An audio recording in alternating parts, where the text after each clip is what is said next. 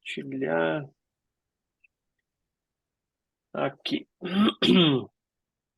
Beleza, então, continuando nossas aulas aí da neurocirurgia funcional, hoje é o dia da gente comentar um pouco sobre espasticidade, e vamos falar um pouco sobre a risotomia dorsal seletiva, tomada de decisão, parâmetros pré e pós-operatórios, avaliações, transoperatório, monitorização, que é um assunto bem legal de discutir. Então, o objetivo é definir o que é espasticidade, classificar tipo de tratamento, como que a risotomia trata a espasticidade, qual é a fisiopatologia disso, as avaliações pré-operatórias, a cirurgia em si, e os cuidados pós-operatórios. Eu baseei boa parte da minha aula em cima desse livro do Sindhu, é um livro muito bom mesmo. E um pouquinho do histórico. Então, em 1898, o Serrington fez a primeira pesquisa em gatos descerebrados. Ele fez a risotomia dorsal nesses gatos e viu que diminuía a espasticidade. Em 1913, o Forrester publicou o primeiro trabalho descrevendo a técnica em humanos. Em 1960, o Gross fez um refinamento da técnica e em 1976 o Fasano propôs a risotomia posterior funcional. Então, o Forrester ele fez risotomias lá em 1913 de L2-S1 preservando a raiz de L4 em 80 crianças com paralisia cerebral, poupando só L4, e ele teve um resultado bem interessante com esse procedimento cirúrgico. Entretanto, ele fazia a isotomia total sensitiva, não 100% das fibras sensitivas. Então, isso trazia algumas complicações, com perda de sensibilidade.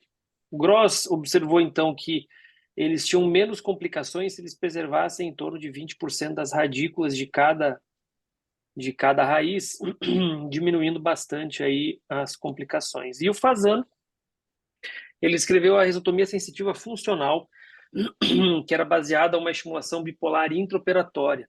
E eles consideravam anormal quando faziam um estímulo em trem de 50 Hz por um segundo, e aquele estímulo na raiz dorsal causava uma resposta motora sustentada, que ela podia ser tanto no arco reflexo correspondente, quanto poderia ser em outros níveis e contralateral, dependendo da gravidade. Então, a definição de espasticidade é quando a gente tem um aumento do tônus muscular causado por um insulto neurológico, tá? Levando a uma síndrome de neurônio motor superior clássica, e alguns exemplos de doenças que podem causar isso: a paralisia cerebral, trauma craniano grave, AVC ou lesão na medula, como lesão traumática de medula, esclerose múltipla. Para a gente diferenciar a espasticidade de uma hipertonia, por exemplo, por uma distonia, tem que estar associado a uma ou aos dois critérios a seguir, que seria a resistência ao movimento passivo, ela aumenta conforme for a velocidade do paciente. Depois eu vou mostrar ali uns vídeos do exame neurológico, a gente vê bem essa questão da velocidade do movimento que tem essa relação. Ou quando a resistência externa imposta sobre o movimento, ela aumenta rapidamente depois de um patamar. A fisiopatologia da espasticidade. Então, a gente tem um arco reflexo padrão, e nesse meio desse arco reflexo a gente tem um interneurônio inibitório. E esse tônus inibitório, ele acaba ficando desbalanceado pela lesão cerebral, pela síndrome do neurônio motor superior. Então, o arco reflexo acaba ficando hiperexcitado. Então, os movimentos que a gente faz que causariam um arco reflexo controlado através desses interneurônios, ele acaba ficando exacerbado. A gente tem que classificar esses pacientes. Nós classificamos esses pacientes em uma escala, que é a escala de Gross Motor Function Classification System, que ele classifica basicamente os pacientes quanto à função e se são deambuladores ou não. Então, é 1, a 2, a 3, a 4 e a 5. Isso nos ajuda um pouco a como nós vamos definir os tratamentos desses pacientes. A gente também classifica, daí, os pacientes, os grupos musculares desse paciente. Então, a gente tem a escala de Ashworth, que aí a gente coloca, por exemplo, no abdutor do quadril, a gente coloca qual é a escala de Ashworth específica para esse paciente. Depois isso vai ser importante no mapa. E os pacientes podem desenvolver, depois dessa lesão cerebral, essa síndrome de neurônio motor superior, uma monoplegia, uma hemiplegia, uma diplegia, triplegia ou quadriplegia aí, e isso nos ajuda a determinar o tratamento cirúrgico. A gente tem alguns tratamentos possíveis, temos a toxina botulínica, a neurotomia, a resotomia dorsal seletiva e a bomba de baclofeno. Tem a dresotomia também, tem a mielotomia também, mas a gente se fala bem menos dessas, basicamente são esses 4 tratamentos. E aonde que podem ser os alvos desse tratamento? Então, a gente tem a toxina botulínica, que ela vai agir direto na musculatura, na placa. A gente tem o baclofeno intratecal, que ele vai agir diretamente nos neurônios. A gente tem as neurotomias periféricas, então a gente faz a secção da raiz motora. E a gente tem a dresotomia e a risotomia dorsal seletiva. Quando a gente vai tomar decisão, a gente tem para tratamentos focais, tratamentos para espasticidade generalizada, e os tratamentos que são reversíveis e não reversíveis, né? Então, começando pela parte mais simples, né? A espasticidade focal, a gente começa sempre com toxina botulínica, que a gente tem a doutora Júlia, que está até na sala aí, que fez no HC a parte de toxina e a residência de neuropediatria dela. Até conhece o Bernardo, inclusive. Então, a gente faz a toxina botulínica, é o tratamento inicial que se faz. Mesmo, às vezes, quando o paciente tem, não sendo tão focal, pode ser tentado a toxina botulínica. A gente tem as neurotomias periféricas, quando a gente precisa de um tratamento que dure um pouco mais do que a toxina botulínica. Para as espasticidades generalizadas, aí tem o baclofeno intratecal e as lesões sensitivas. Aqui tem um quadro que eu peguei num congresso, não lembro exatamente qual, que nos ajuda a pensar como a gente determina o tratamento da risotomia dorsal seletiva, e é bastante complexo. O tratamento da espasticidade, desculpa, depende de vários fatores, não só a parte clínica, né? E o que é a risotomia dorsal seletiva? O objetivo da risotomia dorsal seletiva, da cirurgia, é identificar e seccionar raízes sensitivas com uma resposta normal na monitorização e que sejam responsáveis pela espasticidade. Dentro da espasticidade paciente, a gente pode ter uma espasticidade ruim e uma espasticidade boa. Então, a gente tem que tratar as raízes que impactam negativamente na função motora do paciente. Então, quando a gente vai tratar a espasticidade, deixa eu só ver aqui. Tá, é isso aí. Então, a gente tem que pensar no paciente, no exame neurológico pré-operatório desse paciente, qual é a espasticidade que está prejudicando, e por isso que é tão importante a equipe multidisciplinar estar envolvida nisso, que é para entender quais são os grupos musculares que estão atrapalhando na fisioterapia desse paciente, na reabilitação desse paciente, e esse tem que ser o nosso objetivo na cirurgia. Tratar aquilo que está impactando negativamente e não seccionar tudo a moda lá louca e acabar prejudicando o paciente.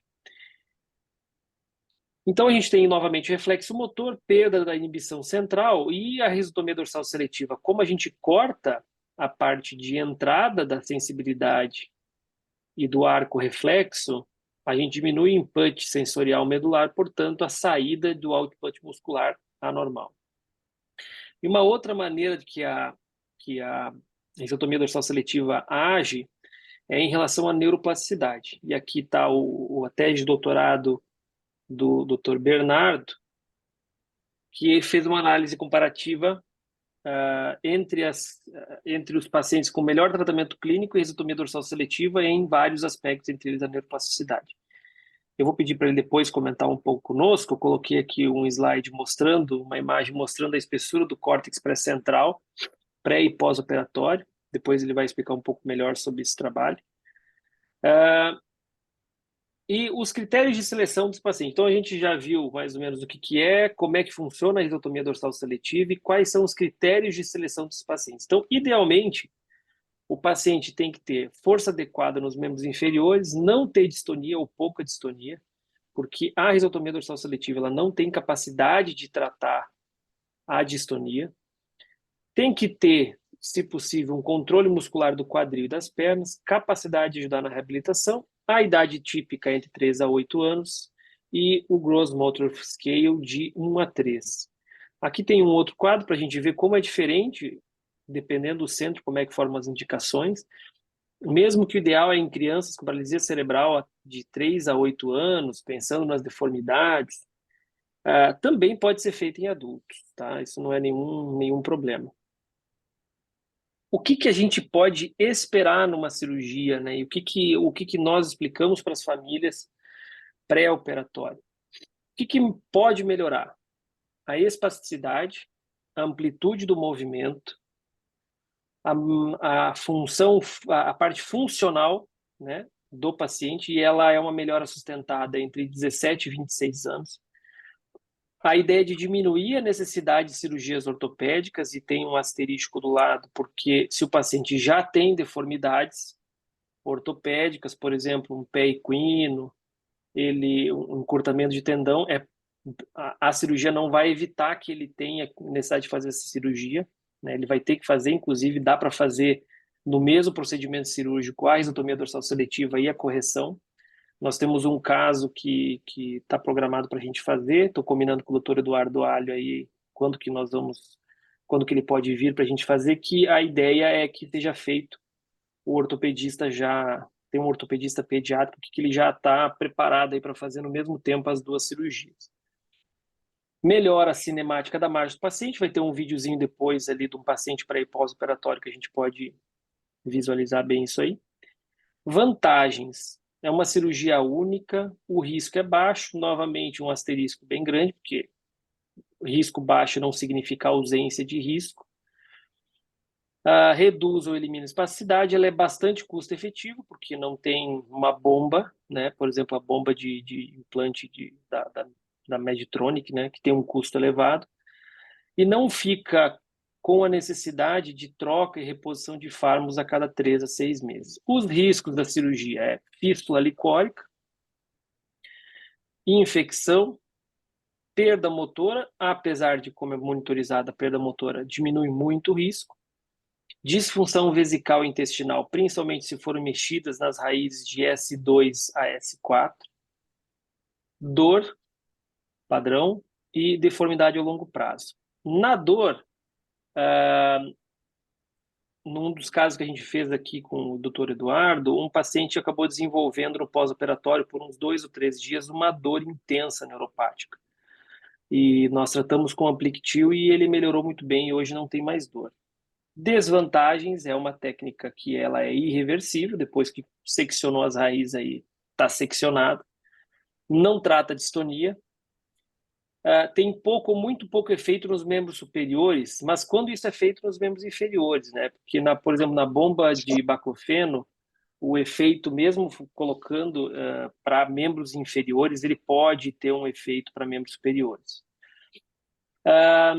E pode dar uma fraqueza para pós-operatória nesses pacientes aí, até que seja feito um tratamento, uma fisioterapia intensiva, e por isso que a equipe de fisioterapia ela tem que entrar em ação logo no pós-operatório imediato do paciente. Aqui está um vídeo de um exame neurológico de um paciente nosso, pré-operatório, tentando fazer o treinamento de marcha. Então, a gente vê que o paciente tinha uma rigidez, dificuldade. Esse paciente também é autista, então acabava dificultando aí o trabalho das meninas, né? ele já estava com um pouquinho, desenvolvendo uma deformidade nos pés também. Ele estava com a botinha aí, mas quando a gente tirava, já via que ele estava virando o pé para o pé equino. Pois a doutora Fernanda, que está na sala aí, pode falar um pouquinho para nós como é que foi a recuperação dele pós-operatório. Aqui é o exame neurológico pré-operatório do paciente, que é o doutor Eduardo fazendo o exame neurológico. A gente percebe o paciente tendo clonos e a gente vê que, e é bem interessante isso, que a espasticidade é desencadeada pela velocidade do movimento. Então, quando faz com um movimento mais rápido é que causa a espasticidade. Aqui o paciente não conseguia abrir a perna, né? Tá? E na avaliação pré-operatória, aqui isso é de extrema importância e por que a gente tem que ter uma boa equipe multidisciplinar junto, né? Porque a gente precisa montar um mapa da função muscular desse paciente no pré-operatório, avaliando a espasticidade de cada grupo muscular com a escala de Ashworth. Então, por exemplo, mais um no abdutor do quadril bilateral, dois nos flexores plantares. E em cima desse mapa, isso acaba nos ajudando a gente pensar o que nós vamos planejar no pré-operatório, mais ou menos o que a gente vai fazer de secções das radículas, né? Então, o L2, ilho pessoas, adutor do quadril, adutor, desculpa, L3, adutor do quadril, quadríceps e assim por diante. Então, quando a gente recebe do físio, ou a gente faz essa avaliação pré-operatória com esse mapa, entendendo quais são os problemas do paciente, a gente consegue direcionar melhor a nossa risotomia. Então, aqui a gente tem a inervação, tá? E aí, novamente, no planejamento, no mapa do planejamento cirúrgico, né? Então, qual é o tipo de movimento nocivo causado pela espasticidade, se é adução, abdução, o nome dos músculos que estão envolvidos, as raízes correspondentes. A gente já pensa mais ou menos a percentual de corte de cada raiz, claro que está em asterístico, porque na risotomia dorsal seletiva funcional lá do Fasano, foi comentado, é feito em cima das raízes mais doentes, a gente tenta selecionar o que está pior, e quais os músculos e raízes a gente tem que manter para manter a função. Em relação à cirurgia em si, a técnica anestésica é de extrema importância por causa da monitorização neurofisiológica, então não pode ser usado bloqueador neuromuscular, dá preferência anestesia inalatória, principalmente, mas pode ter um gotejamento aí de propofol. O posicionamento é um decúbito ventral, mas isso aqui na esquerda é numa criança menor, mas quando esse paciente que o Dr. Paulo Franceschini, ele mandou esses dias essa foto, já é um paciente com múltiplas deformidades, um paciente maior e que dificulta já bastante o posicionamento do paciente para fazer a cirurgia, mas não é impossível. Técnica de monitorização, a gente tem algumas formas diferentes, então na literatura a gente tem esses ganchos aqui que podem ser usados, que eles é separado com essa fita azul a raiz e é escolhida dentro das raízes quais são as mais doentes para fazer a secção, ou pode ser feito com esse estímulo aqui. Essa foto é do livro do Sindu. De monitorização, Dr. Marrone e Dr. Bruno. Dr. Marrone, se puder abrir a voz aí. Bruno também, para a gente falar um pouco da monitorização, como é que vocês Fala, fazem ela, Pablo. como é que é a técnica. Como é que o senhor faz? Como é que o senhor faz a técnica de monitorização? O senhor, como é que faz? Como é que o senhor costuma fazer? Tu queres acabar a primeira apresentação e depois a gente conversa para não cortar? O Tá, que que pode tu quer ser, pode fazer? ser, pode ser, pode ser, pode ser, Por mim pode não ser. tem problema, tá? Tá, Ok. depois a gente volta então. Aqui, na cirurgia, então, a gente faz uma incisão pequena, tá, em geral, e aí decidindo o tamanho da incisão, né? Então, tem a técnica do Peacock, que ele abre, faz uma laminotomia de toda a região, enxergando as saídas da raiz, a entrada das raízes, para ter uma certeza maior de onde está cada coisa. mas isso acaba levando a um risco muito maior de deformidade desses pacientes. E a gente vê que com monitorização neurofisiológica transoperatória, a gente não precisa disso. A gente tendo o cone exposto e as raízes aqui, é o suficiente para a gente fazer o procedimento cirúrgico. É feito para tirar esse osso, é feita uma laminotomia, né? E a laminotomia, para quem não sabe, é quando é feito cortes na lâmina, tá? Pode ser com um craniótomo ou um osteótomo ultrassônico como esse aqui. Aqui ele vai fazendo a retirada da lâmina, sai em bloco, para poder depois se trabalhar nas radículas e depois, quando acaba a cirurgia, é reposto isso com placas e parafusos aí. Isso aqui é na cervical, um videozinho único que eu achei, mas depois a gente volta no fechamento que eu tenho umas imagens ali. Então, depois que está aberto, tirado a lâmina, a gente tem a exposição da dura mater, aqui a gente enxerga a dura mater do paciente e aí começa-se o procedimento cirúrgico, né? Então, é feita essa abertura da dura,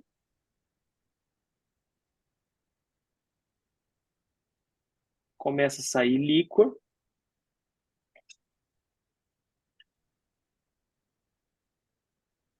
e depois que é aberta a dura, a gente passa esses fios de sutura, tanto para expor, para a gente enxergar melhor, mas também para manter o sangue fora do campo cirúrgico aqui. E com esses cotonóides, o auxiliar vai aspirando isso aqui e não deixa entrar sangue lá. E aqui é a risotomia dorsal seletiva propriamente dita. Isso aqui é um caso nosso, o Dr. Eduardo operando. Aqui é a raiz de L1, tá? A gente vê essa banda de ligamento que ele divide a raiz dorsal da raiz ventral. Aqui fazendo as secções de L1, se não me engano, é L1 aqui. Passando um pouco adiante, essa cirurgia o Bruno também estava. Então aqui a gente tem, essa imagem tá bonita. Então a gente tem a raiz aqui, separada com esse pedaço de luva azul. Essa raiz inteira a gente separa em radículas.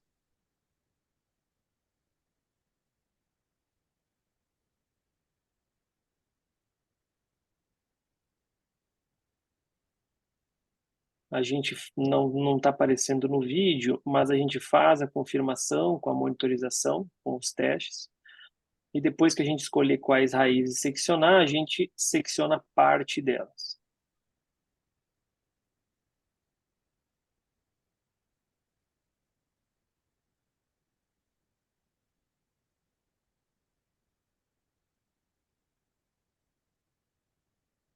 E a gente mantém uma parte das raízes para não perder completamente a sensibilidade. E assim sucessivamente, nós vamos fazendo em outras, vai separando as radículas, escolhendo o que vai cortar. Depois a gente volta um pouquinho aqui para o Bernardo comentar como é que ele faz essa escolha, se é sempre pela monitorização, tal, ou se tem alguma outra maneira. Depois que são feitas as radiculotomias, geralmente nós vamos aí de L2, L1 até S2, se for para espasticidade nos membros inferiores. A gente tem um caso que até eu estou descrevendo, que nós fizemos uma risotomia dorsal seletiva para uma bexiga espástica, daí a gente foi nas raízes sacrais e teve um resultado bem legal. A gente fecha a dura mater. Essa imagem aqui é do trabalho do Dr. Bernardo de doutorado. Então a gente fecha bem a dura mater, watertight, né? Depois pode ser jogado uma cola em cima, Duragen, Duracil, aquilo que tiver liberado para ser usado para tentar diminuir o risco de fístula. É feita a recolocação do osso no lugar. Aqui também imagem do Dr. Bernardo. Então aqui tem um bioplate, uma plaquinha que ela é reabsorvível depois e é colocada essa plaquinha de volta lá e fixada na lâmina novamente aqui. Relembrando o exame pré-operatório do paciente com clonos, dificuldade na mobilização. e aqui o pós-operatório. Então, a gente já não vê mais o clônus, movimenta livremente, seu resultado já é imediato da cirurgia. Você vê a perninha aberta, né, o sinal do sapinho, como diz o doutor Eduardo, que no pré dá para ver que ele não ficava com a perninha aberta. Então, esse resultado imediato, o paciente estava sendo estubado.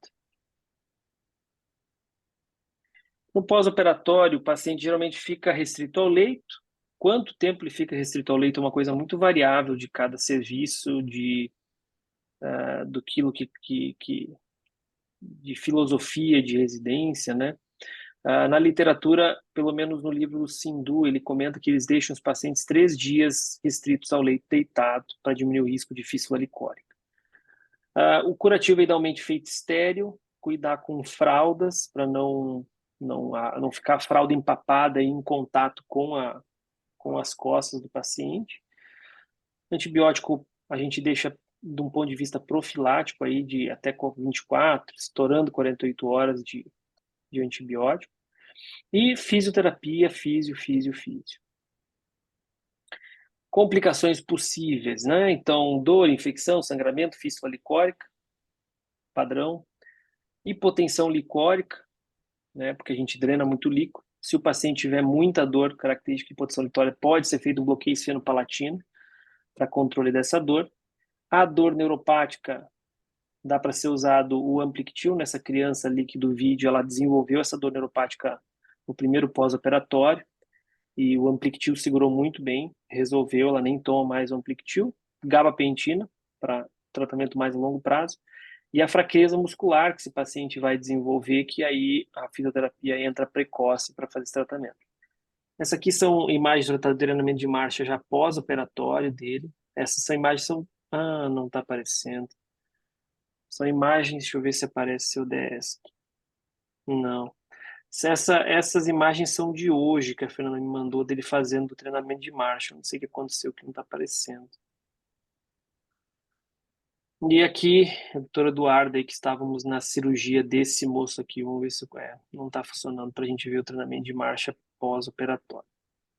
Agora, voltando em algumas coisas aqui, doutor Bernardo, se puder comentar para nós algumas coisas, por exemplo, ali sobre o trabalho do senhor. Bem, parabéns aí pela sua apresentação, Pablo, muito Obrigado, bom. professor.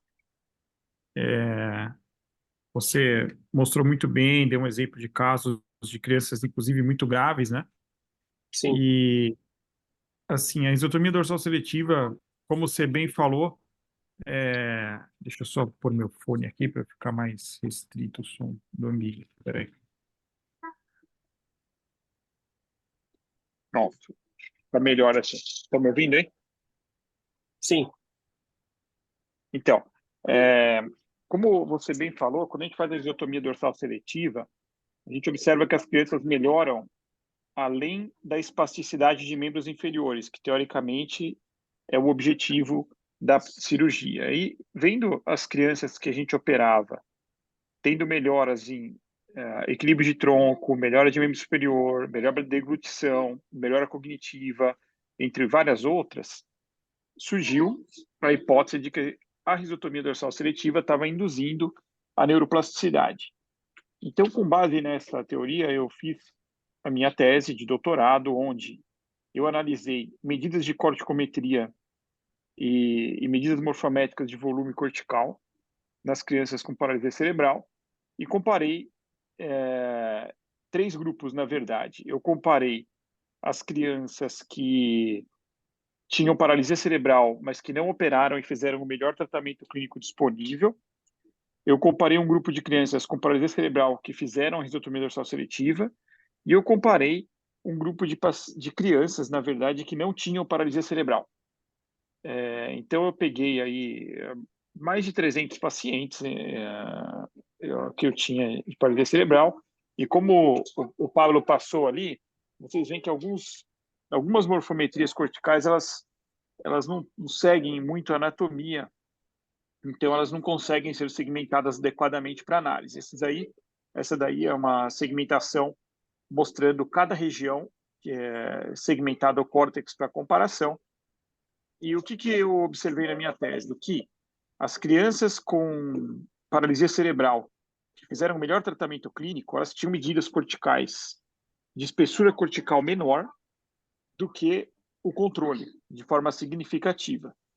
E as crianças que tinham sido submetidas à risotomia dorsal seletiva, elas tinham uma espessura cortical maior do que as crianças que não fizeram a risotomia dorsal seletiva e tem diferença significativa para o controle.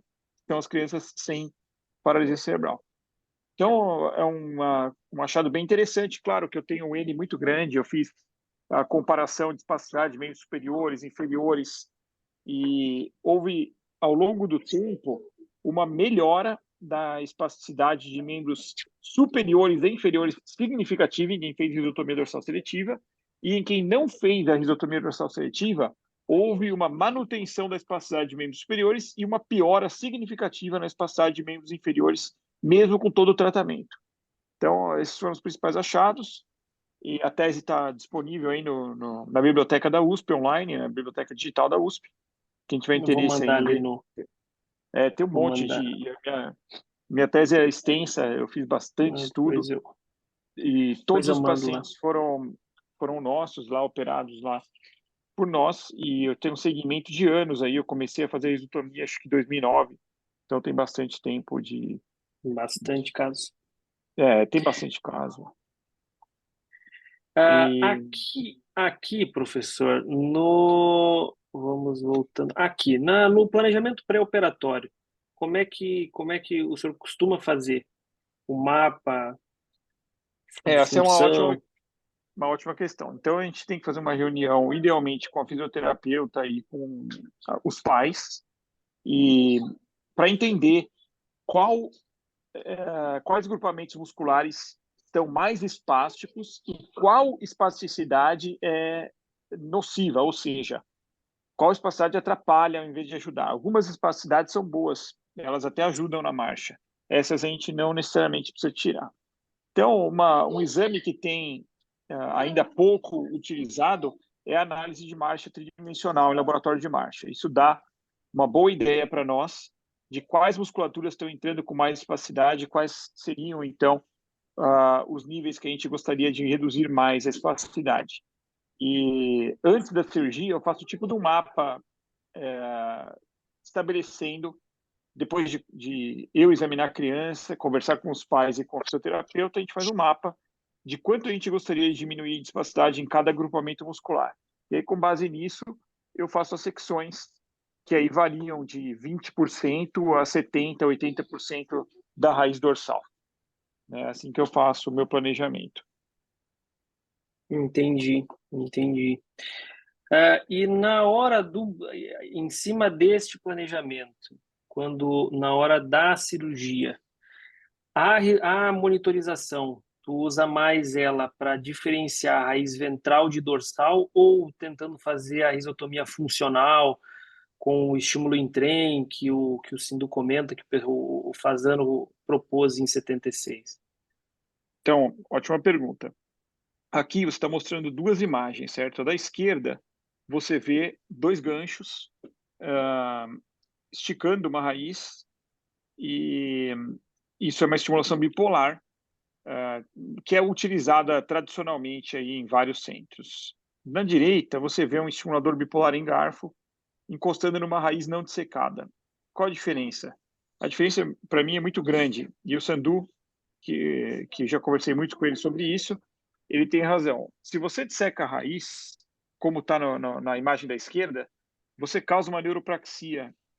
E quando você causa uma neuropraxia, o valor da monitorização é questionável. Tem um autor do Canadá que se chama Steinbuch, e ele fala que a monitorização não funciona porque a raiz já está com uma neuropraxia pela manipulação, então o valor que ela traz não é real. Por isso o Sandu faz a monitorização antes de secar a raiz, e ali ele decide quais são as radículas que ele vai seccionar. Depois que ele fez a estimulação, por exemplo, aqui ele está estimulando no sentido, vamos dizer, coronal da raiz. Eu estimularia sagital, porque aí eu consigo estimular cada uma das radículas e com base na monitorização, a doutora Jessie que faz a maioria das nossas monitorizações, mas o Ricardo Ferreira também e a equipe dele lá em São Paulo, eles falam para mim, eu divido, por exemplo, em 6 radículas e eu falo 1, 2, 3, 4, 5 ou 6. Aí eles vão se basear nas medidas dele de latência, de resposta e amplitude de resposta de cada radícula e vão me falar quais são e espraiamento, claro, de resposta. Eles vão me falar quais eles são as piores. Eles vão falar, a pior é 1, 6 e 2, sei lá. Daí eu vou cortar prioritariamente as raízes mais alteradas. Então, se eu planejei cortar 50% dessa raiz, se eu estimulei 6, eu corto 3. Entendeu? É assim que eu faço. E nessa separação de 1 a 6, por exemplo, tu já fez a separação das radículas ou não? Ou Não, ainda tu deixa não. quietinha ali, só vai marcando, entendi. Quietinha e eu marco. Depois que eu já estimulei, aí eu faço as dissecções e corto. Muito legal. Porque essa era uma dúvida que eu tinha, porque dependendo de onde você olha, eles têm até um nome para esses ganchos aqui de monitorização para risotomia. Muito utilizado, mas eu realmente não acredito. Talvez depois o Dr. Marrone e o Dr. Gumiero podem comentar, mas quando você estica uma raiz nervosa para cima, assim, para estimular, a condução dela já fica totalmente alterada. Então, qual o valor real da resposta neurofisiológica dessa estimulação? Questionável. Outra dúvida, em relação a quando vai ser feita as risotomias. Tá. Outra interessante, isso aqui eu estava conversando com o Eduardo sobre isso. Aqui, geralmente, a gente faz uma laminotomia de um nível. Tu prefere em cima do cone ou padrão faz em L1? Para enxergar a primeira raiz. Outra pergunta muito boa. A gente tem a preferência de fazer em cima do cone, porque a cirurgia fica mais segura, mais fácil, e você vê a zona de entrada da raiz dorsal, que é o DRESS. Então, quando você vê a zona de entrada da raiz dorsal, você tem certeza da onde a raiz está entrando e você tem certeza que a raiz ventral está lá embaixo. Então, você corta só a raiz dorsal. E outra, você consegue cortar, expor toda a raiz dorsal e estimular perto da zona de entrada dela, fica muito mais efetivo. A risotomia, na minha opinião, quando você faz no cone. Quando você pega mais caldequina, quando você faz ali um padrão. Eu já fiz muita risotomia, inclusive já fiz risotomia sem marcar, só porque no SUS, principalmente, a gente tinha muita escassez de recurso, não tem nem radioscopia disponível, é bem difícil. Então a gente fazia sem marcar. E aí E na hora você monitorização vocês tinham lá? muitas vezes era uma monitorização, vamos dizer assim, eu tinha um estimulador de radiofrequência que eu podia utilizar e eu não tinha um neurofisiologista, então muitas vezes eu estimulava com radiofrequência e o residente ia palpando os músculos e dependendo do grau de resposta a gente ia cortando. Inclusive a monitorização toque retal para estímulo do esfíncter.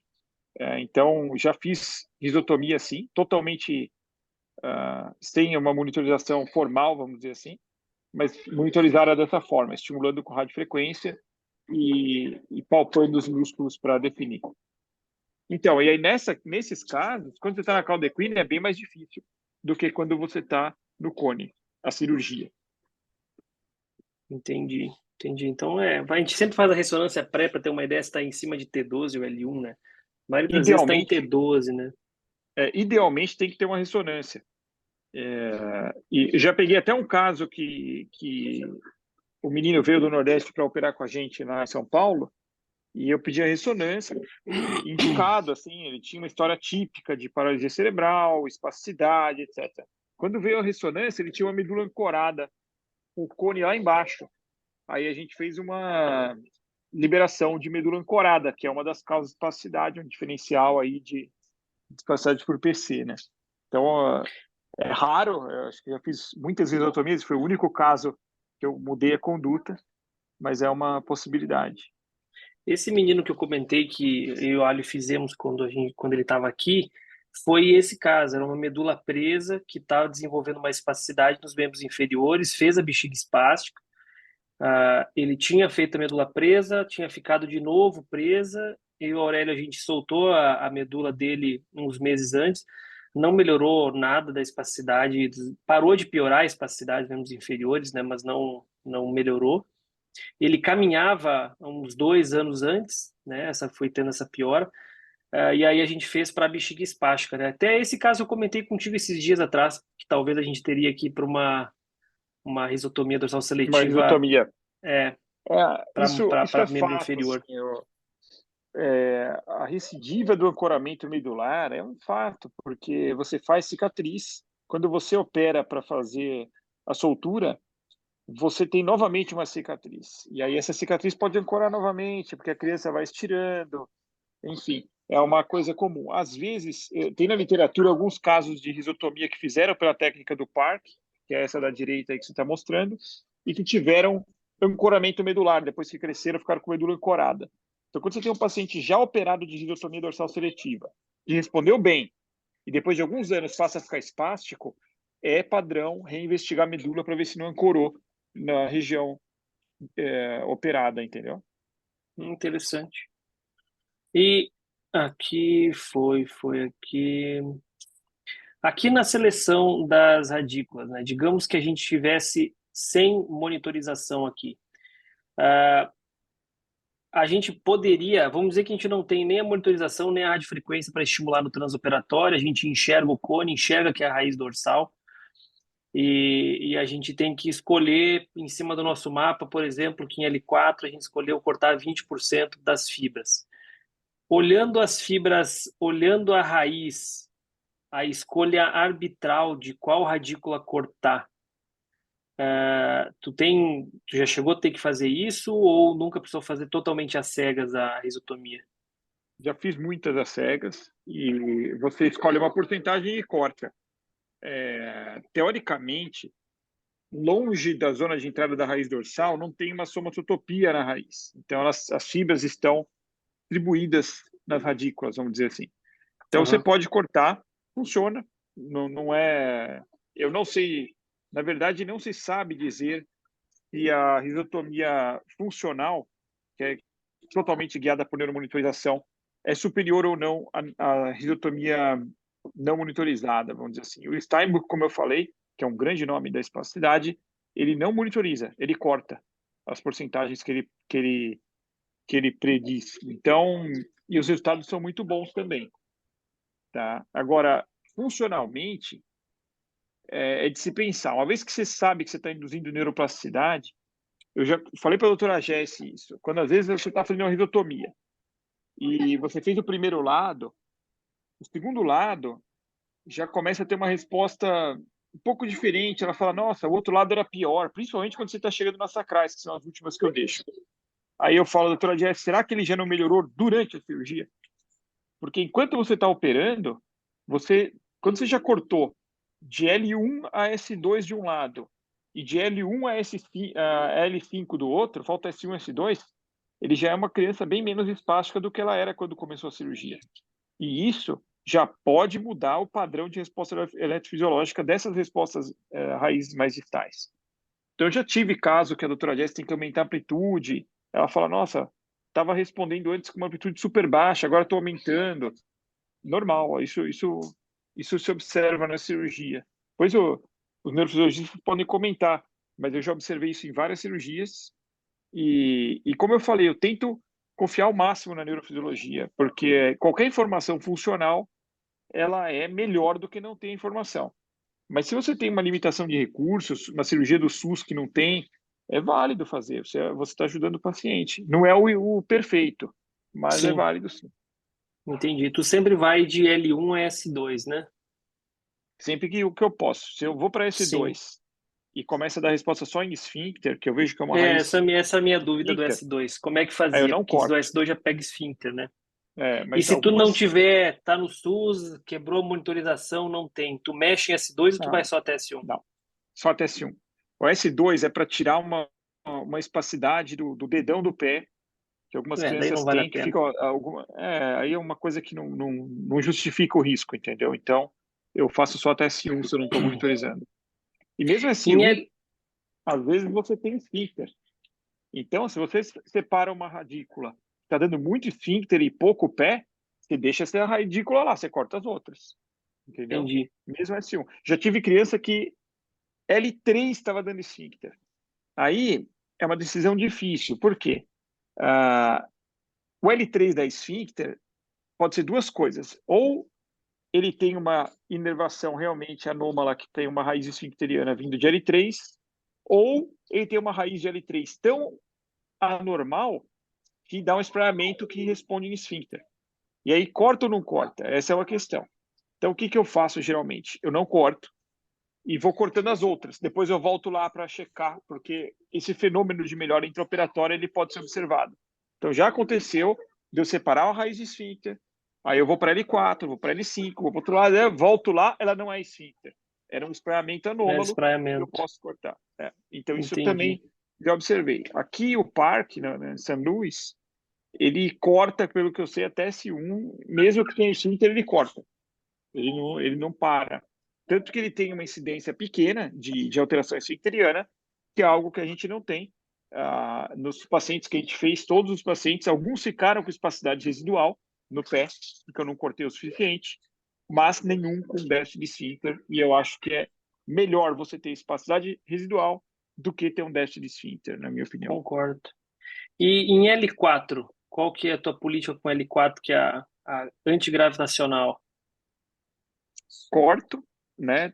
Depende do paciente, eu corto menos ou mais. Isso varia, depende do exame. Se o objetivo da cirurgia não é marcha, então você pode cortar, mas vale lembrar que o paciente que tem uma função boa, tem força boa em L4, você não está tirando força, você está tirando espacidade.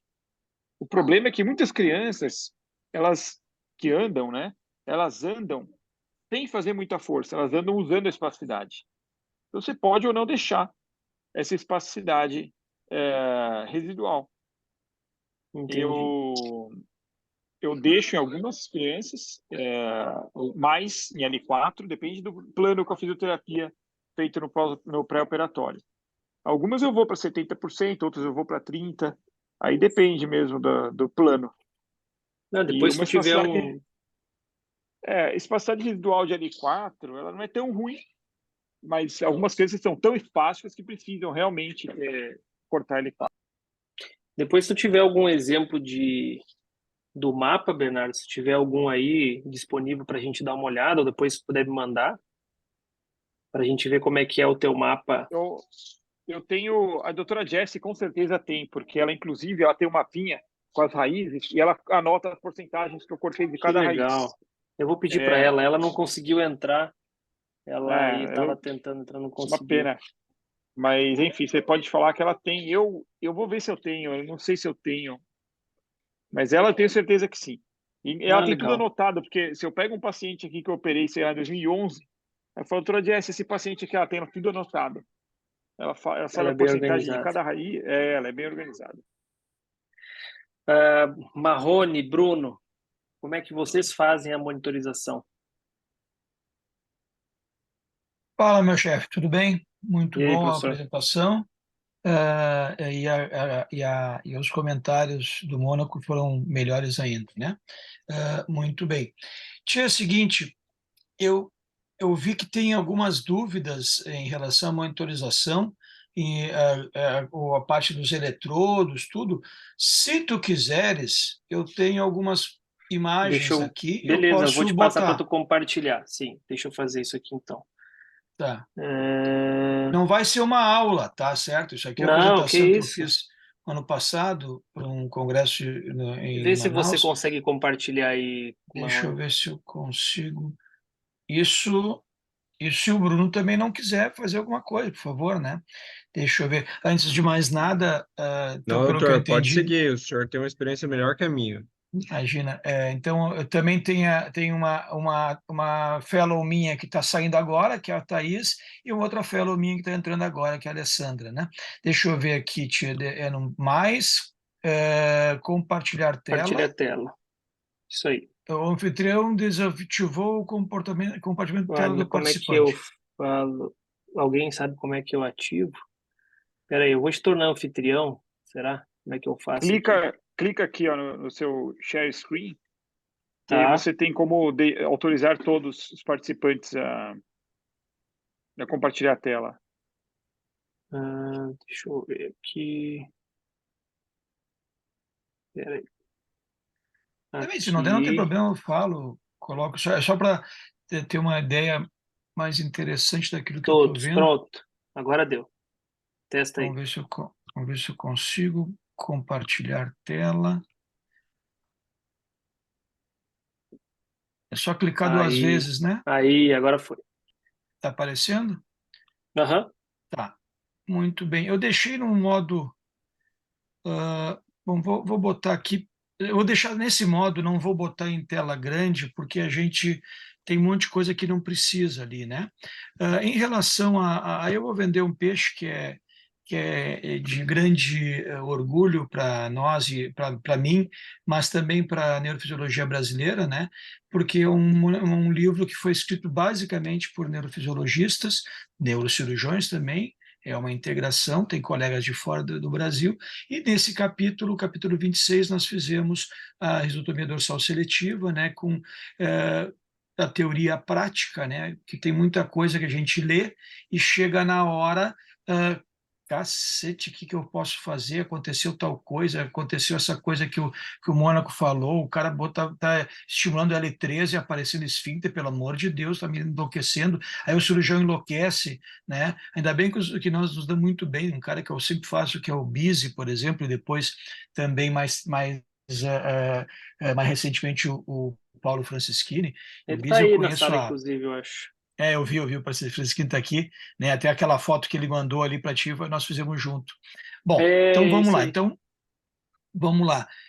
Deixa eu ver aqui, antes de mais nada, rapidamente, nem tão rapidamente assim, a gente obviamente tem que escolher, né, qual é o paciente que vai ser feito, né, aquele paciente que vai poder ajudar a deambulação, aquele paciente que tem que cuidar da higiene, porque afinal de contas o cara não consegue estar espástico, não consegue limpar as necessidades do guri, né, do menino, ou da menina. Bom, muito bem, isso aí vocês já falaram, eu acho que é importantíssimo ter realmente a multidisciplinaridade, né? Se não na mesma hora, naquele momento na sala, mas pelo menos saber o que estava fazendo. E, obviamente, a gente vai examinar neurologicamente, certo? E já ver, ter uma ideia. O cirurgião já sabe, provavelmente, Mônaco, me corrija se eu estiver errado, tu já vai sabendo o que tu quer fazer, né? Se eu vou te dizer que tem mais ou menos, tu até pode levar em consideração, mas se tu disser, não, é isso que eu quero fazer, é isso que eu quero fazer, e pronto, né, certo? E a gente tem que ver, porque o cirurgião tem mais experiência, obviamente, na parte cirúrgica, tá? Deixa-me ver aqui. Bom, tem as graduações, vamos adiante aqui. Em relação, aqui tem um tipo de paciente, né, que a gente já fez. Aqui estão os 5 S, então, do tipo de espacidade que a gente pode, os melhores para serem operados, né? E também aqueles que são totalmente não operáveis para caminhar, mas sim para a gente poder fazer uma higiene, fazer aliviar muitas coisas. Bom, aqui antes eu queria falar contigo alguma coisa, né? Tudo vai depender do tipo de monitorização, neste caso, que tu vai querer fazer, o que tu vai conseguir fazer. Ou não fazer, ou seja, como aconteceu, vocês já falaram, vocês, dependendo de determinadas situações, como foi feito lá no século retrasado, né? Se cortava de cima a baixo e era sensitiva inteira e deu, né? Muito bem. Mas se a gente for fazer uma monitorização completa, multimodal, que a gente gosta de fazer para dar mais segurança, alguns detalhes a mais, a gente não usaria gás halogenado. A gente usaria a monitorização contiva, né, a venosa total. De novo, por quê? Porque aí a gente usaria multimodalidade, usaria posição evocada de somato sensitivo, o valor é interessante, é pequeno, mas é mais um dado. Posição evocada do motor, antes e depois, para ver se teve grosseiramente alguma diferença, certo? E também a gente pode usar quer ter mais tranquilidade em relação, por exemplo, à parte de S2, S4, a gente pode fazer, além do esfíncter anal com eletromiografia livre, estimulada e possível avocado motor para pegar nessas raízes, também a gente pode fazer o reflexo pudendo anal, né, seja o bulbo cavernoso, a gente fala pudendo anal porque mulher não é bulbo cavernoso. Então, é mais uma ajuda, não é o fundamental. Fasano, outras pessoas não fizeram assim, certo? Fizeram basicamente com eletromiografia estimulada. E se tu fores fazer só com eletromiografia estimulada, sim, não tem problema, pode usar halogenado e, obviamente, não pode usar bloqueador neuromuscular, tá? Certo? Muito bem. Deixa eu indo mais opa, perdão, deixa eu mais aqui. O procedimento cirúrgico vocês já falaram, né? E nós temos feito, geralmente não passa de S2, raramente chega a S2 até, mas isso depende, obviamente, daquilo que a gente vai querer fazer, e exatamente o S2 por causa da possibilidade de também S2, S4, alguma coisa esfincteriana, então a gente realmente não quer, e eu concordo plenamente com aquilo que o Mônaco falou, eu prefiro deixar o cara um pouco mais espástico na parte distal lá do pé, por exemplo, do que ter a possibilidade dele ficar com alteração esfincteriana, né? E ainda mais se for uma criança, por exemplo, que tem aqueles dos 5S lá, que eles podem melhorar, caminhar melhor, né? Quando tem a criança bastante espástica, como é aquele no Grow Gross Motor Function Classification Scale lá número 5, por exemplo, né? Aí é complicado. Desculpa, já que isso é meu cachorro. Muito bem. Que mais? Nós temos, aqui são os tipos de cirurgia, tu mostraste dois, né? Mas tem mais tipos. Nós já fazemos assim, por exemplo, com o Francisquini, a gente tem feito essa aqui do Peacock, nós já fizemos várias, perdão, do Park, né? Do coreano, e a gente vê aqui o Peacock também, né? Já fizemos vários tipos, tá bom? Só para ter uma ideia, esse aqui, por exemplo, é o do como fica, por exemplo, antes e depois, né, com a do Peacock, certo? Aí eu já vou entrar só para mostrar para vocês aquilo que o Mônaco falou em relação ao eletrodo, certo? Steinbrück, lá do Canadá, realmente ele fala bem a respeito disso, né? Da possibilidade de haver uma neuropraxia. Não sei se é tão intensa assim, tão rápido, mas eu acho que a gente tem que considerar esse tipo de coisa. E depois eu vou mostrar os tipos de eletrodos, tá bom? Ou também a gente pode fazer uma que a gente fez com o Paulo, e acho que também estava o Mônaco junto nessa aqui, lá em Caxias do Sul. Muito bem. A ideia, vamos lá, as etapas. A gente deixa tudo preparado, certo? Eu imagino que a Jéssica e o Ricardo também façam mais ou menos do mesmo jeito, a gente tem mais ou menos o mesmo estilo de pensar. Podemos fazer um potencial evocado motor transcraniano, estimula na cabeça, com a anestesia que a gente conversou, chega no potencial evocado motor, viaja todo, não vou entrar nos detalhes, até nos miótomos que se quer, certo? Eu mudo um pouquinho os miótomos também conforme os músculos daquele miótomo, eu mudo conforme a necessidade do paciente. Por exemplo, né? Nós normalmente pegamos uma escoliose, uma lombar, por exemplo, sei lá, até mesmo uma medula, a gente pega o fibular longo, como L5, é clássico L5. O que eu vou fazer com L5, com fibular longo para L5 numa paciente espástica? Eu ponho o quê? Eu ponho naquilo que mais interessa, que é a parte posterior da coxa, né? Certo? Que também pega também L5. Então, é melhor do que eu pegar um músculo que não interessa muito para aquele momento do paciente. Só que quis dar uma ideia, tá bem? Então, desculpa. Aqui, então, depois que a gente faz o potencial evocado motor, tá? Como base. Faz um somado sensível, especialmente do tibial. De novo, como base, não é o fundamental. Se quiser fazer o reflexo por dentro do anal também, é interessante. Mas o mais interessante, vamos lá, não tem mais nada, não tem esse monte de recursos da multimodalidade, temos que fazer eletromiografia livre, que deixa correndo, e eletromiografia estimulada. E essa eletromiografia estimulada, nós temos duas etapas principais. E aí, Pablo, entra naquilo que tu falou ali antes, será que, e aquilo que o Mônaco falou, será que vai entrar direto com o estimulador ali, dois estimuladores em L, né, que fica puxando, fica abrindo? Não, primeira coisa, o ideal, às vezes não precisa, porque, como vocês falaram, também já pega aquela do parque, pega lá em cima, tu consegue ver que é muito mais dorsal, né? Então talvez não haja tanta necessidade de fazer uma estimulação para ver se é motora. Mas nós temos duas coisas que a gente faz. Primeiro, de novo, eletromiografia direta, né? Deixando aquelas outros comemorativos, é determinar o limiar. O que é o limiar? Nós vamos determinar o limiar sabendo se aquela raiz é motor ou sensitiva. Se é motor ou sensitiva, tem como a gente avaliar isso. Obviamente, a gente junta também. Será que eu estou pegando a raiz certa? Eu imagino que essa aqui seja, por exemplo, L3 e do lado esquerdo. Não, peguei L3 e é do lado direito. Bom, então para tudo que eu tenho que voltar. E isso aí a gente tem que checar. E o cirurgião, ele sabe disso aí, e obviamente ele está levantando, estimulando, e às vezes eu estou vendo, às vezes eu não estou vendo, às vezes está claro na minha cara ali a tela, e às vezes não está, dependendo da cirurgia, né? Então, temos que acertar o lado, parece brincadeira, mas é importante, temos que acertar a raiz, ou pelo menos o miótomo, eu não gosto de falar raiz, eu gosto de falar em miótomo, que às vezes a raiz, obviamente a raiz pode ter mais de um miótomo, certo? Tá? Bom, no momento que tu definiu isto é motor, isto é sensitivo, como é que a gente define isso? Né?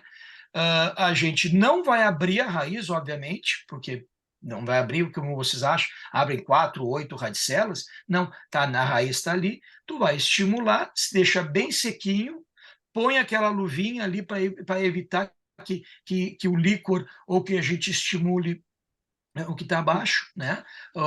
Para não fazer um fluxo de corrente para outros lugares, tenta levantar suavemente, que nem está nessa fotografia ali, ó. Ali está esse jeito com as duas, o dois estimuladores em L. Eu particularmente também não gosto, certo? Acho que é mais complicado.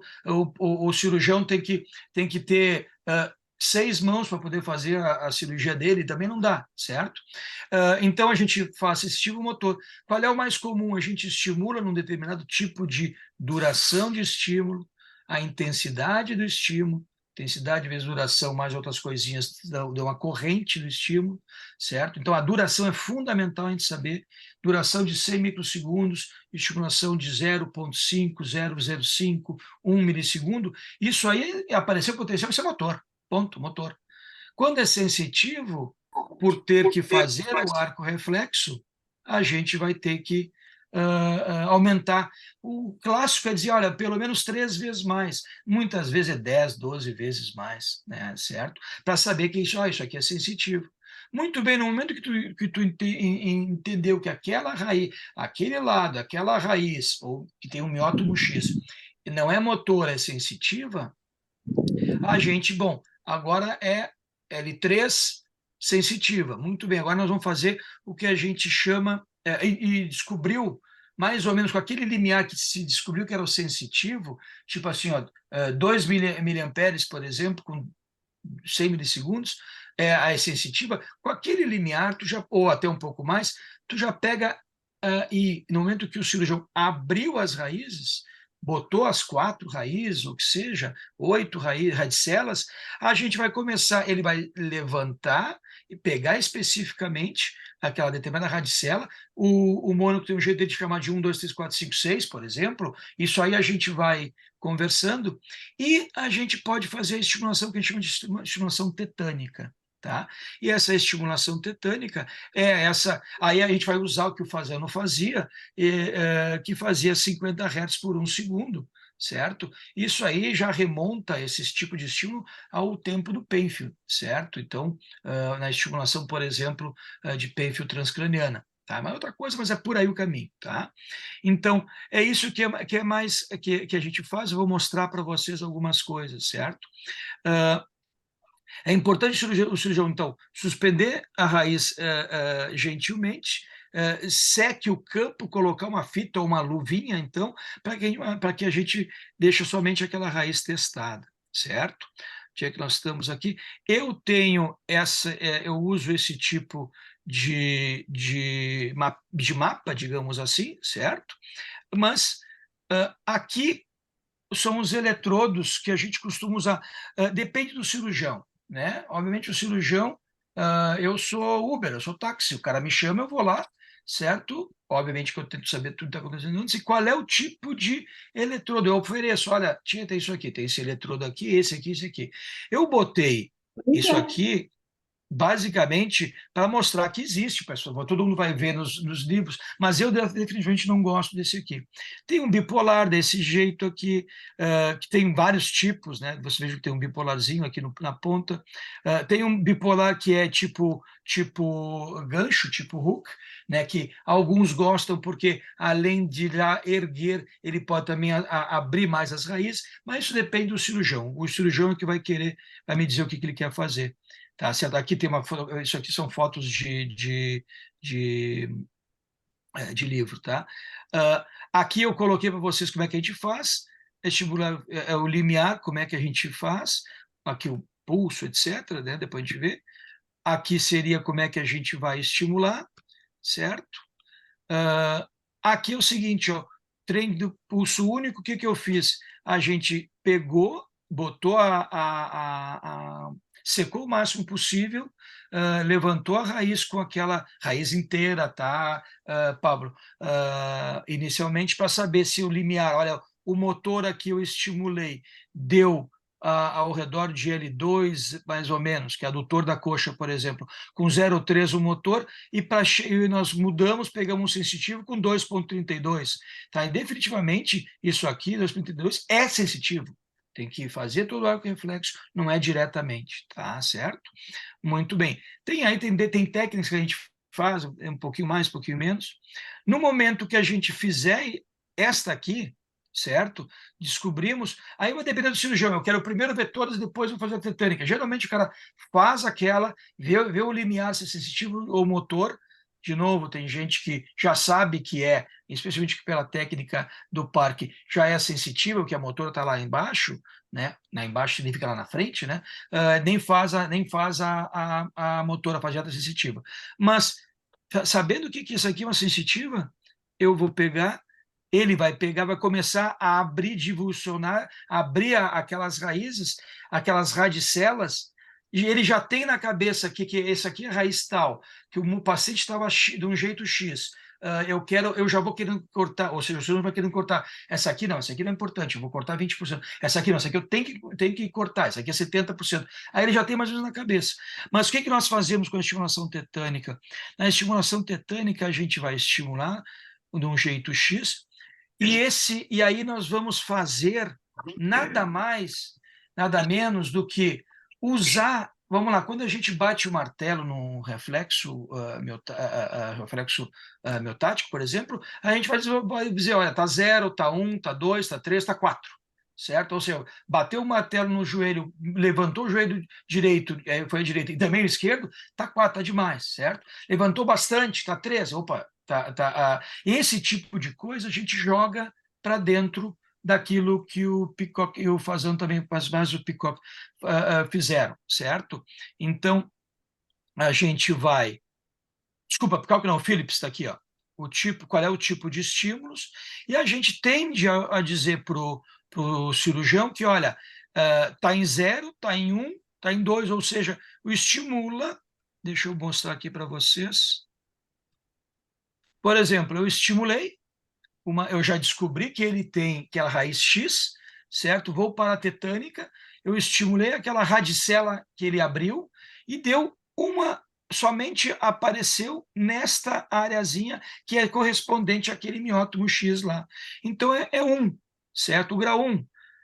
Geralmente o pessoal não corta grau 1, tá?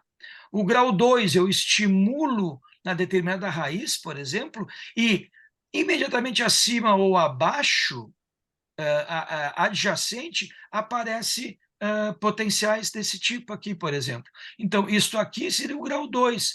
Ele vai cortar ou não, dependendo daquilo que estava na cabeça dele, certo? Depois, nós temos, por exemplo, esse aqui. Eu estimulei uma raiz, pegou todas aquelas raízes, aqui eu botei um clássico, tá? Pegou praticamente todas as raízes, exceto o esfíncter aqui embaixo, certo? Todas as raízes, e isso aqui é um grau 3. Pronto, isso aqui vai ser cortado, tá? Aquela radicela que deu essa alteração de grau 3, tá?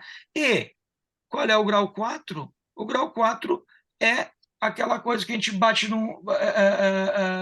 no joelho direito e mexe também o joelho esquerdo, ou seja, pega de um lado e pega do outro também. Essa também é cortável, digamos assim. Então a gente vai tender a cortar as respostas musculares aberrantes, 3 a 4, certo? Claro que, de novo, vai depender do cirurgião, o que ele está achando, isso aqui realmente tem poucas grau 3, grau 4, mas eu tenho que cortar alguma coisa, porque senão ele está com o espástico, e na minha cabeça do cirurgião, estava que eu ia cortar 30%, 40%, ele vai cortar um grau 2 também, certo? E aqui seria o meu mapa que eu faço, depois, durante, né? Onde tem o limiar e a tetânica. Aqui é tantas raízes ventrais e a dorsais. Quanto que deu raiz ventral? 0,1, por exemplo. Raiz dorsal, 2,5 miliamperes. E quanto é que o cirurgião cortou? Com quantas vezes aqui? Isso aqui foi um jeito que eu faço, certo? Aqui, por exemplo, aqui tinha L1 esquerdo com 5,7, tetânica grau 4, né? Porque tinha de um lado e do outro, certo? Então eu botei aqui as minhas graduações, tá? E depois de tudo feito, eu tendo a colocar aqui um exemplo, né, que a gente fez, certo? E depois de tudo feito, eu faço um potencial evocado motor, refaço um potencial evocado motor, para ver, para ter uma ideia, se daqui a pouco eu não cortei demais e o cara não tem mais um L5 funcionante, porque a gente fez uma cacaca e cortou demais, tá? Então, basicamente, era isso que eu queria mostrar para vocês, aquilo que a gente costuma fazer, tá? Ai, o que eu fiz aqui de cacaca agora? Aqui. Tá bom. E então eu quero só ter essa seria a nossa ideia de como fazer. Pablo, deixa eu ver o que eu estou aqui, que eu não estou conseguindo aumentar aqui para tirar a minha apresentação do lugar. Como é que faz? Alguém sabe É que como é que tira? eu minimizei demais, Tá. né? Consegui aqui. Agora deu. Perfeito. Muito obrigado. Beleza. Vou tirar aqui para não atrapalhar vocês. Compartilhar tela, tiro fora, né? Não. Acho que Não, não sei já como é não que eu está faço. compartilhando mais. Agora eu botei a minha. Tá. Perfeito, muito bem. Eu voltei a Então, minha. basicamente, era isso que a gente costuma fazer, certo? E qualquer coisa, claro, tem maneiras de serem feitas, né? Mas basicamente é isso que eu acho que vale a pena a gente ter em mente, tá bem? Outra Maravilhoso. coisa, né? Olha, Não, aquilo que o Mônaco falou, de ficar segurando, pega um bagrinho qualquer, o Residente R1 lá e fica segurando a perna. Bom, é o que temos para o momento, é o que temos para o momento. Não tem nada, bom, não tem nada, né? Só que aquela pergunta que tu fizeste, Mônaco, me corrige se eu estiver errado, tu não vai olhar para a raiz e assim, essa está mais fininha, ou essa está mais grossa. Não, essa não vai rolar. isso Aí não aí, vai é isso rolar. aí, Aí não é vai isso aí, rolar. é isso aí. Não, muito legal, muito fantástico os slides aí. Nossa, Bruno, tu tá por aí aí? Não tem o que falar. O Marrone deu essa aula no congresso, eu estava presente no congresso, e aí ele escreveu o capítulo do livro, que é o primeiro livro em relação a isso. Então, não tem o que discutir. Nossa, A prática que a gente tem aqui no Mato Grosso, doutor Marrone, a gente tem um N pequeno ainda, a gente começou tem pouco tempo. Confesso que eu não tenho todas as técnicas na minha cabeça. A princípio era identificar o que era motor e o que é sensitivo, não da graduação, né, quando a gente começou. E depois do congresso, depois do livro, a gente vai evoluindo, né? Eu e Pablo, a gente está, vamos dizer assim, explorando as técnicas possíveis e aprendendo junto um com o outro, e aí a gente vai evoluindo. Mas eu concordo com você, eu até na minha prática mesmo, desde o início da monitorização, eu prefiro padrão multimodal, eu não faço só estimulação livre é, eletromiografia livre estimulada, a gente usa os padrões de segurança de potencial evocado motor, som motossensitivo, dependendo da região, o reflexo bulbo cavernoso também. E esse caso mesmo, acho que a gente operou 2 ou 3 casos já aqui no Mato Isso. Grosso. E a gente teve umas respostas bem positivas, e a monitorização serviu para auxiliar nesse sentido também, e ter a segurança no pós-operatório de que a gente não levou a déficit para o paciente, que é o principal objetivo da monitorização, Agora né? tem uma Melhora. coisa muito importante, viu, Bruno? E Vai. os cirurgiões estão aí. A gente com certeza vai, em determinado momento, enlouquecer o cirurgião, né? Porque daqui Sim. a pouco o cirurgião vai dizer o seguinte: que raiz é essa aqui, né? Ah, isso aqui está dando. Por isso que eu digo miótomo. Predominantemente, quando eu falo isso para alguns cirurgiões, predominantemente eles endoquecem. Não, como assim predominante? É 3 ou 4 ou 5 é um? Não, cara, eu não posso te dizer isso. Eu posso dizer que predominantemente está aparecendo, porque potencial veio mais para frente, potencial é enorme, tem os outros tão menorzinhos. Então, isso aí a gente com certeza vai enlouquecer. Se a gente não der um Rivotril para ele antes e para nós também, né? Eles vão jogar alguma coisa na nossa cabeça. Não, eu tô brincando, mas isso aí realmente é importante. Muitas vezes tu não sabe direitinho, olha, cara, tá predominantemente este aqui. O que a gente costuma fazer às vezes? Só um pouquinho. Peraí, depois de algumas fighting ali que a gente fez, né? Depois sai para tomar cerveja, não tem problema nenhum. A gente faz o seguinte, tá? Essa raiz aqui, que nível que tu acha que é? Ah, é mais esta, tá. Então vamos fazer o seguinte, vamos pegar uma outra mais abaixo, uma outra mais acima e vamos fazer uma média para ter uma ideia do que está acontecendo. Às vezes isso aí ajuda muito, tá? Eu não sei se essa é a ideia que às vezes acontece, ou com certeza vocês lá em São Paulo têm muito mais experiência com a quantidade de risotomia que fazem em relação aqui, por isso que eu quero aprender também. A gente tá usando essa técnica para saber, olha, esse aqui está mais aqui, esse aqui está mais embaixo, esse aqui está mais em cima, para a gente poder ter uma ideia. Mônaco, se tu puder me ajudar nessa aí. Acho que é isso aí mesmo, turma. O senhor tem uma experiência grande também, né? E isso que o senhor falou é o que a gente observa. A mesma história da doutora Jessie falar das raízes, assim, isso pode ser 2, 3, 4, enfim, daí a gente fica meio maluco mesmo com essas informações. Mas ela fala, se alguém fala que bate o martelo, é porque está chutando, porque as respostas Total. estão. Então, ela fala, ela refala, sabe? E a gente fica maluco, porque a gente quer saber, pô, de L4 para L3 tem uma diferença. Ela fala, mas está dando os dois. Não tá... E é isso aí, de Um cima dos para colegas baixo. que estavam fazendo, tinha ido para fora, mas Marrone, lá fora, os caras diziam assim, ó, grau 3 cut. E o fisiologista dizia cut. Só um pouquinho, né? Eu até posso, às vezes eu digo cut, só para me impor, né? Só para dizer que eu entrei na jogada deles. Mas na maioria das vezes, e aí, Marrone, cut ou não cut? Não sei, vamos esperar, vamos mais adiante, né? Certo?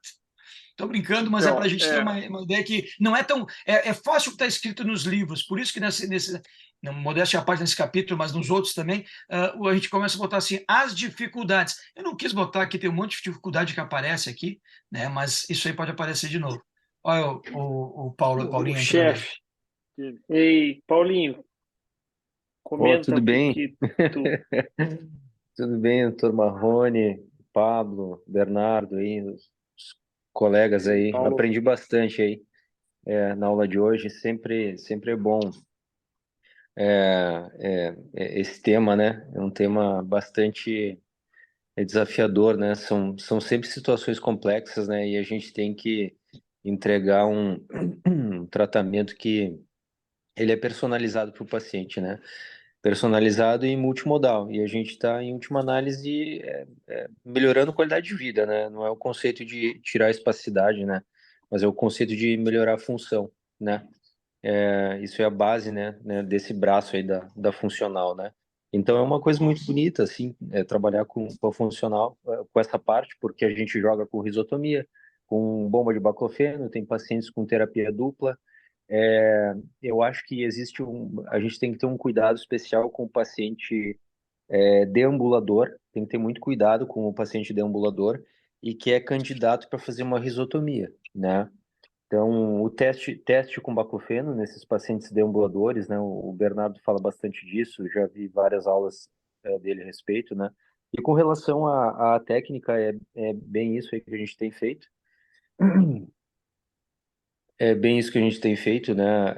A gente identifica bem a anatomia, vai conversando com o neurofisiologista, identifica o que é ventral, motor sensitivo dorsal, tem uma noção, faz o limiar e aí começa a identificar e a gente sequencialmente começa a fazer o procedimento, mas já tendo uma ideia, de acordo com o exame neurológico daquele paciente e dos grupamentos musculares, né? Então, assim, realmente, assim, a gente teve que começar a aprender a pensar como neurofisiologista, né, nos grupamentos musculares, para que a gente possa falar em raiz e falar nos grupamentos musculares que a gente quer tratar, né?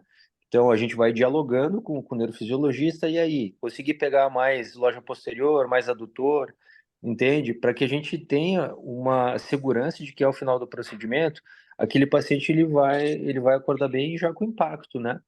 É isso aí. E uma Meus coisa que comentários. eu pergunto para vocês, que vocês têm mais experiência, Mônaco, mas assim, ó, não é uma nem duas, aliás, todos os pacientes saem, às vezes o cirurgião que está começando, assim, meu Deus, cortei uma motora, porque está todo flácido, né? E logo no início, e depois, com o tempo, tu vai vendo que não foi bem cortada uma motora. O cara realmente deu aquela parada na espasticidade. É isso que tu vê, Mônaco? É, assim, a gente às vezes tem essa impressão, mas o potencial evocado, como o senhor bem comentou na sua rápida aula, ele é bem aliviador para o cirurgião. Então, quando você está inseguro, você fala, pode fazer um motor para checar, tal, e o motor está preservado, está idêntico. Fala, mas algumas risotomias em distônicos, a gente corta também a raiz ventral, que é uma técnica do Albright, que a gente corta, é uma risotomia dorsal e ventral seletivas. Então, essa é Eu ia mais falar sobre isso, desafiadora. né? É mais desafiadora, porque você tem que cortar e preserva a função. Se você ler a técnica do Murrow, que ele publicou, ele fez uma risotomia motora e ele preservava a função, por incrível que pareça.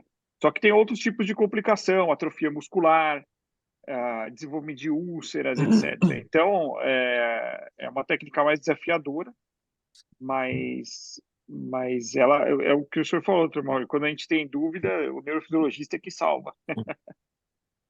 Nós temos um pequeno risco de nessas risotomias dorsais seletivas, o paciente ele fazia uma distonia, né?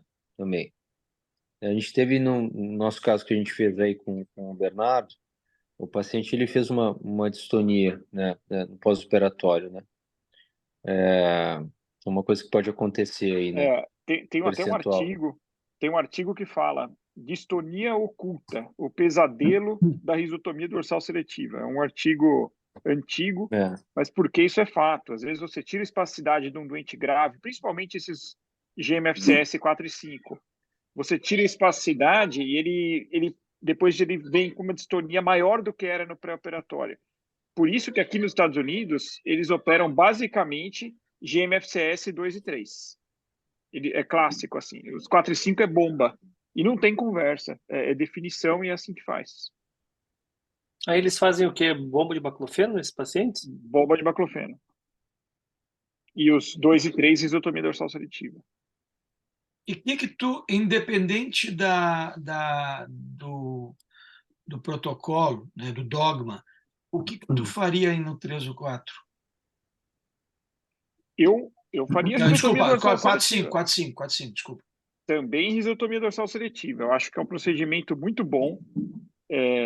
Você tem que só explicar bem as limitações da cirurgia, do procedimento, para os pais entenderem. E quando é um grau 5, geralmente você usa a técnica do Albright, que é ventral e dorsal, que melhora bem. E se é um grau 4, eu tento fazer uma risotomia dorsal seletiva clássica com o risco de desenvolver uma distonia aí que pode ou não ser limitante funcionalmente. Se desenvolve uma distonia limitante, aí a gente tem que pensar em um tratamento adicional, seja uma bomba de resgate, toxina botulínica ou outra. A Maravilha. risotomia ela é resolutiva, né? A bomba a gente precisa titular, acompanhar o paciente. Subdose é uma terapia, né, diferente, né, nesse sentido, né? Esse nosso caso aí que fizemos aí com o Dr. Marrone, o Pablo colocou uma foto do paciente, ele teve uma resposta fantástica pós-operatório, família contentíssima, né? Já com uma resposta também para o componente dos membros superiores, né, em menor extensão, mas muito felizes, né? Então é um caso assim que resolveu, né, por assim dizer. Se a gente tivesse colocado uma bomba e o consentimento, o processo de consentimento, ele foi assim com essa família, né? Falando sobre vantagens e desvantagens da bomba e também da risotomia, e acho que eles optaram certo, né, por fazer a risotomia, né, e já temos um caso resolvido, por assim dizer, né? Eu fazer mais uma, eu sei que está se estendendo, mas já que eu estou aqui, eu quero aprender bastante. Tem um caso que eu mandei para o Paulinho, para o Paulo Franceschini, e eu te confesso que eu fico com muita dúvida, né? É aquela senhora que tem, na verdade, ela tem uma esclerose lateral primária, tá certo? Não é amiotrófica. E aí fica essa dificuldade. Será que a gente faz também uma risotomia dorsal seletiva, já que ela usa bomba de baclofeno há 300 anos, aumenta a dose, faz de tudo, não funciona, né? Eu não sei o que fazer, né, Paulinho? Não te Uhum. lembra dessa dona Regiane, né? Então, isso aí é uma coisa Assim, que me é. angustia também, né? Mas Marrone, né, um comentário sobre esse caso, né?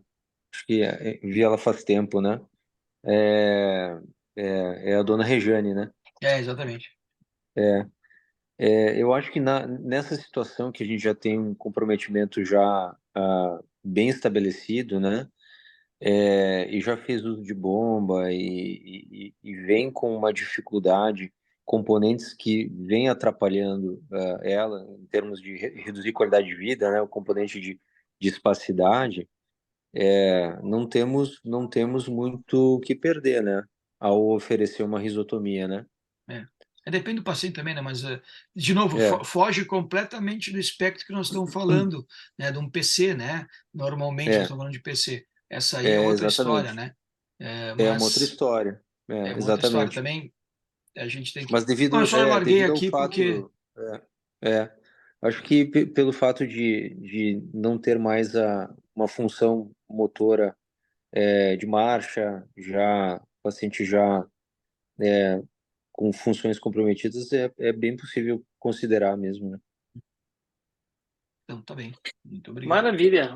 Queria agradecer a todos por terem vindo. Doutor Marrone, fantástico a participação do senhor, muito legal. A gente Obrigado. realmente queria ver como é que vocês faziam e ficou maravilhoso, perfeito aí. Eu acho que para mim e para o Bruno aí foi fundamental a participação do senhor aí, foi muito legal. Paulinho, Sempre à disposição. pessoal da equipe Obrigado, multidisciplinar, obrigado pessoal. por ter Excelente aparecido aula. aí. A doutora Rossana, a Júlia, que também estava antes aqui. Obrigado por tudo mesmo, Dr. Marrone. Foi Não, fantástico. foi fantástico. Obrigadão. A aula vai ficar gravada, eu vou publicá-la no YouTube depois e mando para vocês o link aí. Se quiserem rever ou precisarem que alguém reveja, vai estar lá. Obrigadão. Um Obrigado abraço pelo a convite, Pablo. Eu aprendi todos. bastante. Eu agradeço, professor. Um abração.